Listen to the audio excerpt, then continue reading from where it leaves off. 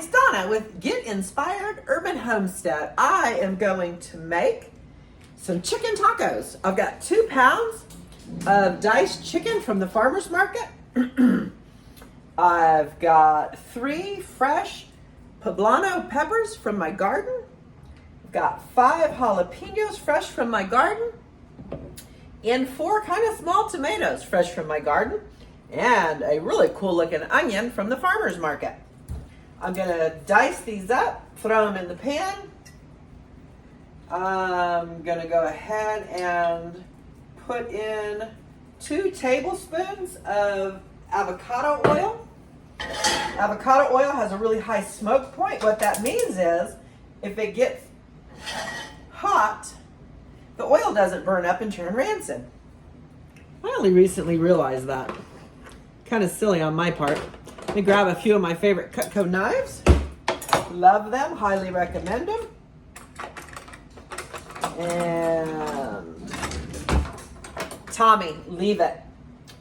Alrighty, I think I'm gonna go ahead and put the chicken in first.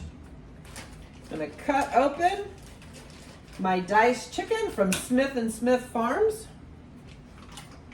Using 2 pounds of diced chicken. Remember, chicken should, you should be careful with raw chicken, and anything you use to handle it should be cleaned and disinfected.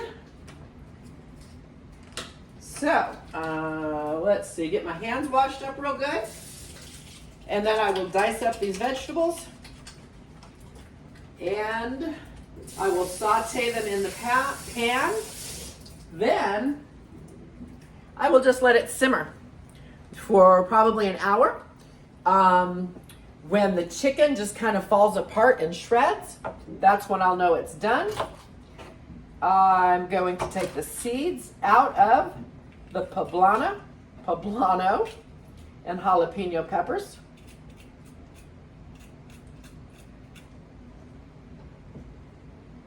Your hands can burn if you get a lot of jalapeno juice on them. So after handling them, you should wash your hands. Taking the seeds out will make it much more mild.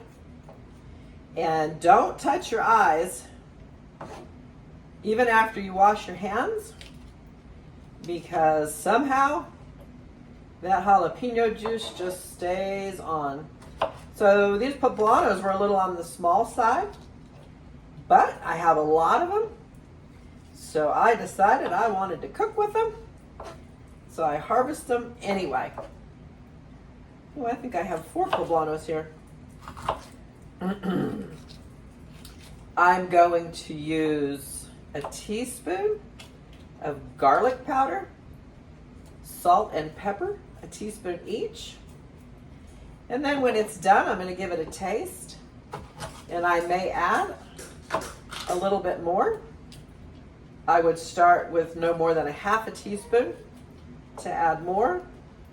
All right, my puppy dog wants to go outside with his daddy. But I don't want him outside right now. So hopefully he will quit scratching at the door. Alrighty. Alright. I am going to switch pans here. I got some of the chicken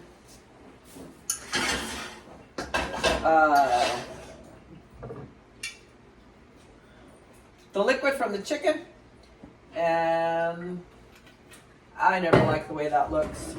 Looks kind of white and foamy. So I'm gonna switch pans here, turn it up for a minute, and transfer my chicken over. So I recommend that you go ahead and drain the liquid off the chicken before you put it in your pan. It'll be fine if you don't. I just don't care the way it looks. Although I'm not getting rid of all of it. But anyway, at least I tried. And you can cut this recipe in half and just make a pound. But we like leftovers, and I may even freeze some for a dinner on a busy night, or a lunch.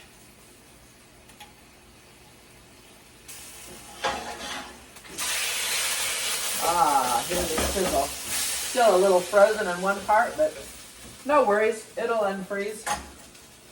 Okay, I did not touch the chicken, so I am still good to go. Oh, lots of seeds on this board. So a few jalapeno seeds, not a big deal. It will make it spicier. But I don't think the poblano seeds do anything good to it. So try to get all the poblano seeds out.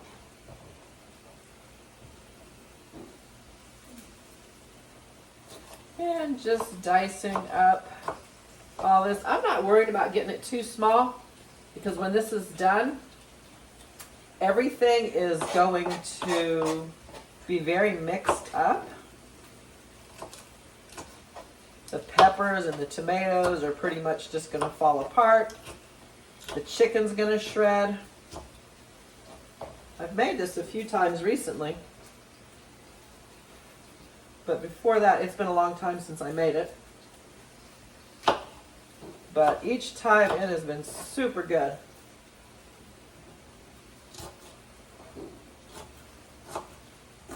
My granddaughter's coming over later, and I'm not sure she's going to like this, but I'll find something for her to eat.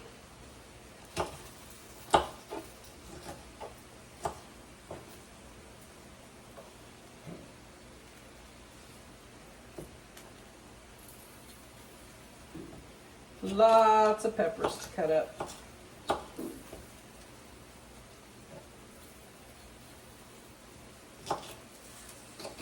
But this is going to be so good.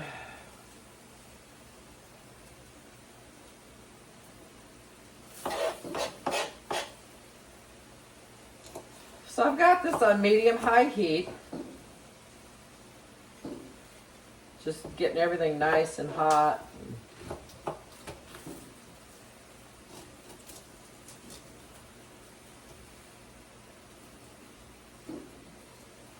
I'm going to go ahead and add my salt. I am using Redmond's real salt. You can get it off of Amazon. It's got, it's pure as far as nothing toxic. Okay, a teaspoon of salt. So with all my cooking, I've gotten really good at eyeballing. If you're not comfortable with that, just measure it out. And my garlic. I should use fresh garlic, but I may add some in a minute. I don't know. I like garlic a lot, so I won't be offended if it's overly garlicky. I have to help my husband with a project soon, so I want to get this going so it can cook on simmer while I'm helping him. Okay, I've got a jalapeno and a poblano on the ground. Hopefully the dogs won't get it.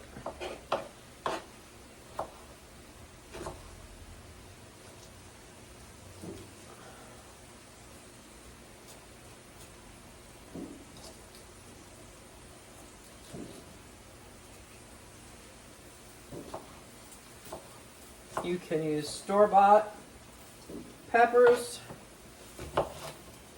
One time I made this with green chilies, just hatch green chilies, a can, and a can of diced tomatoes, and it was very good.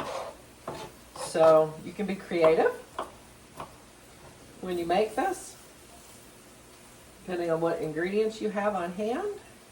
Of course, fresh is always best and healthier, but I'm telling you, when I made it with those canned chilies and canned tomatoes, it was still delicious. All right, last pepper.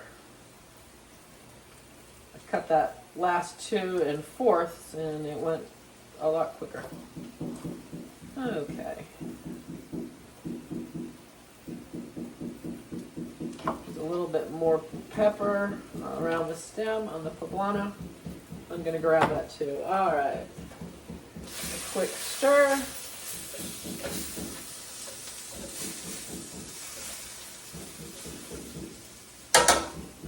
Good. Oh. onion in. See, it's looking good. All right, I need to clear my board off. All these pepper seeds right into the trash. I'm gonna do my tomatoes. Now I've washed all these vegetables off.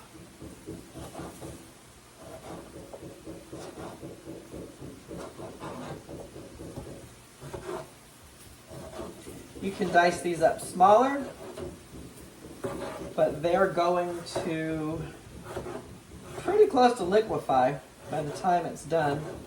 So I'm not going to worry too much about getting it small.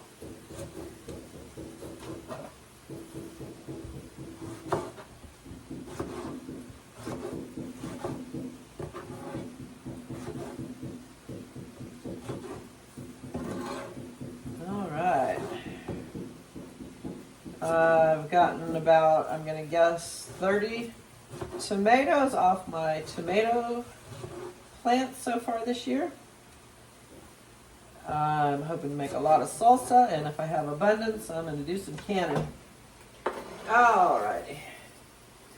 Last but not least, my beautiful onion. Isn't that so cool looking? And it was $1 at the farmer's market. Usually stuff is on the pricey side at the farmer's market, but I thought this was an amazing price.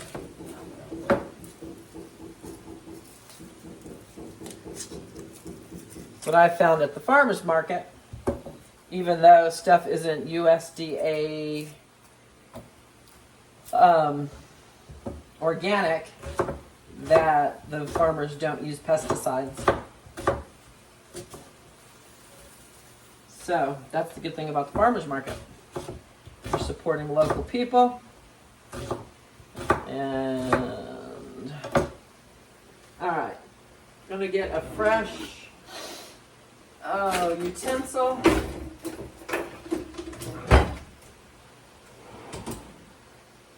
There we go. Once the chicken has still, this is really pretty. The chicken is not fully cooked at this point.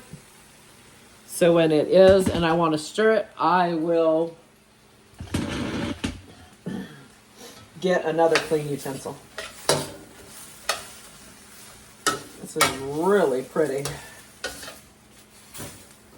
And we're just going to serve it with some homemade Spanish rice. And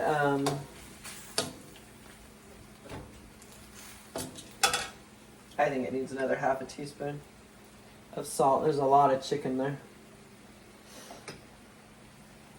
And let's just do a half teaspoon more of everything. And I still think at the end it may need a little more. But you taste it and see. This will get a lot of natural juice will come out of the peppers and the onions.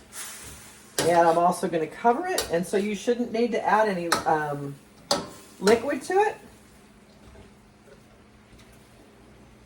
Isn't that pretty?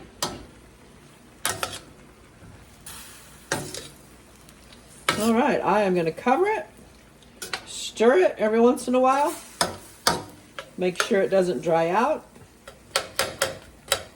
But every time I've made it, there was lots of natural juices. So wrap it in tortillas with a little lettuce and cheese. And you can even just serve it over a bed of rice. For arroz con pollo, that's chicken and rice in Spanish. And I hope this inspires you. Thanks for watching.